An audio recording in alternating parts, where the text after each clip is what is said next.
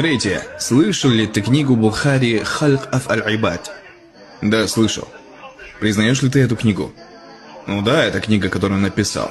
Нет же никаких сомнений в том, что эта книга принадлежит ему. Если я скажу, что солнце не существует, я же буду тупаком, человеком, у которого умственные отклонения. Подобно этому и эта книга без сомнений принадлежит Бухари.